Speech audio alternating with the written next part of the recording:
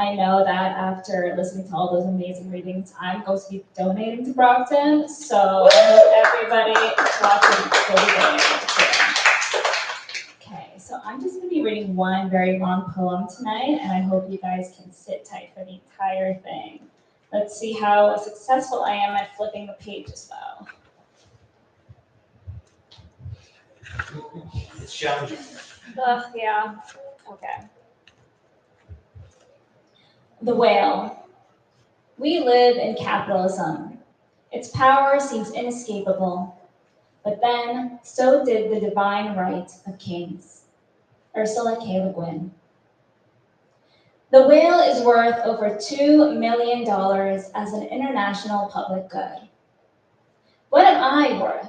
I'm asked, until I start investing. If I want to make it, that is, make it to a table of portfolios diverse in national economies, with an account I call by a Swiss pet name, new enough to put the fun in funds. Between the clouds in a room made of one-way glass, I too would call for order, clicking incessantly the button atop my designer scepter, held high above my hairless, glimmering crown. When the residents below do not compete politely for the coins tossed generously into the air.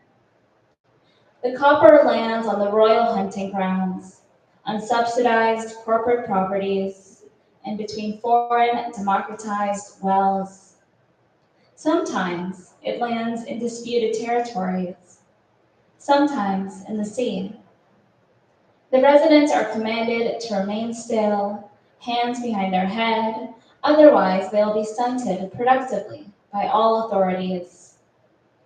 This I would decree via pamphlets released on the wind, signing special editions on holidays, and publishing them with other rulings in a slim folder that the residents may keep beside their embossed books and hotel nightstands. I am the future, I'm told, so invest now to live like this, to say I've made it. I am made of carbon in all dimensions of time, in my business formal attire, in an unconscious state, tilled through the days, the way a whale is dragged forward by the current. It cycles carbon through its lungs, amassing value. Efficient production appraised at millions of dollars if you consider its impact on industrial fishing and ecotourism. Big money moving into a big mouth, sliding over a big tongue, into a belly big enough to sleep inside. Here in the whale, I've just woken up. I light a lamp and cup my faith over it until it's no longer numb, yellow blubber whispering at the cusp. This room is rented and flooding, but location, as they say, is everything. And here the air tastes as clean as it is not. I ask around and find out this is a new higher orientation. Wonderful, I think. Then turn around and learn that it is a funeral reception. Oh no, I say. Who died? I ask my friends and family, my neighbors and coworkers, the CEO and receptionists, recruiters, writers, brand strategists, journalists, lawyers, lobbyists, landlords, developers, podcasters, publicists, auditors, academics, diplomats, bureaucrats, consultants, phone scammers, celebrities, influencers, artificial intelligence, and all of its dogs. But everyone is speaking over each other. I press my ear to each conversation, turn it like a safe lock, but never hear my persuasion click.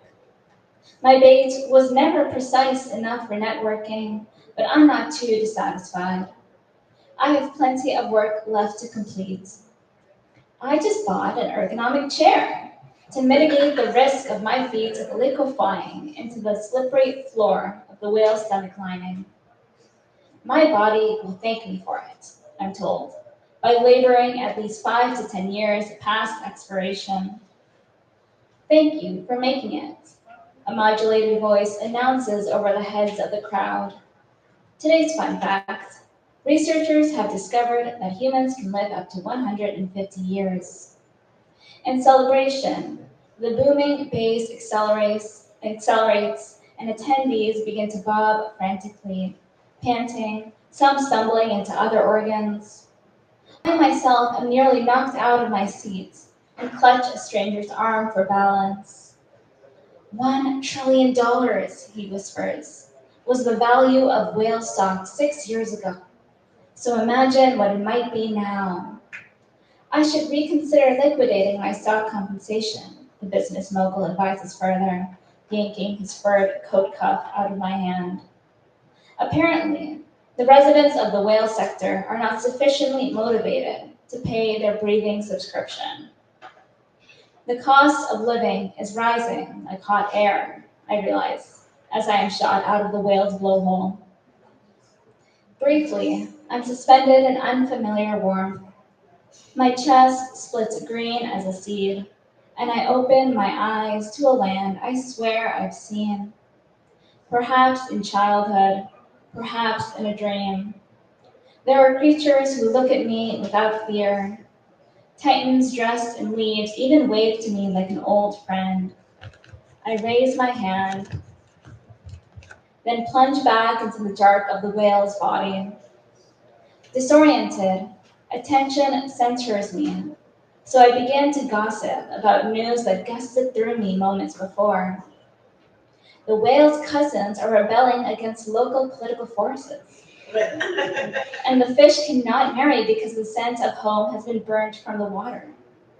That behavior is so unprofitable, someone explains. It gets worse, I continue. Words have blanched entire civilizations from the reef, so rumors tend to float among ghosts until they too dissolve. Like my ears, which are melting off my skull, so I announce that, unfortunately, we will have to circle back on this, folks. The crowd thins while I hold the two fleshy wings up by the lobes, my many piercings still glinting, and think I may finally be finding peace.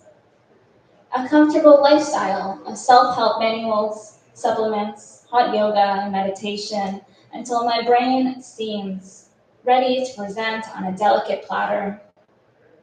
I've built an audience to share what I've learned on my journey and monologue about how previously I'd always eaten what I was given, licked my plate until it shined like a mythical moon, though that image too is an approximation. Won't you invest in me? I call out, pointing at each round, silvery face, and the cave echoes back, ceiling dripping gastric acid a little faster than before. I was taught that my disintegrating body could be molded into a glowing, manicured hand. However, the echo fished out from my throat, my voice. The value that clung to my hands like a shadow now places on me a target for corporate solutions to bid on. The value, contorting its lips, tells me that, unfortunately, the role of my lungs has been made redundant and my heart dismissed. To obtain my severance package, I will be required to hold my breath until further notice. Of course, I can barely register all of this without the oral support that my insurance did not cover. Mulling over this update, I return to my room in the whale's esophagus and find it has been sublet to tenants more compliant than I am. In search of a place to sleep, then, I slide up and away until I tumble into the whale's voice box. Cold and wiped clean, it has not sung in a while, and I've lost track of its age, so I stand, and luckily find myself swaying to its swimming rhythm. It's still kicking, thank God. A light spills onto the floor behind me, filling the outline where my shadow once decomposed. I look up, and what I believe to be the moon is dangling its long arms through the blowhole, beckoning. All this time, I thought it had been a spotlight. I gasp as pain names each muscle, organ. It pauses in my stomach, and I see that soon only my hands will be left intact. What can they possibly do now? This room is clogged with spirits who have danced their flesh away, and the volume of this melody is boring through my skin. The songs of the outside had, for seconds, bombed my raw feet, softened my shoulders. The language was strange, but the lilt of it, I realize now, matched the voice in the back of my head, the one I had disposed of to live happily in this world. The moon still watching, its gaze intimate as a fossil. I think that perhaps I want to hear that fascinating tune once more. I bury my face in my palms in supplication, breathe, then reach up as high as I can. Thank you.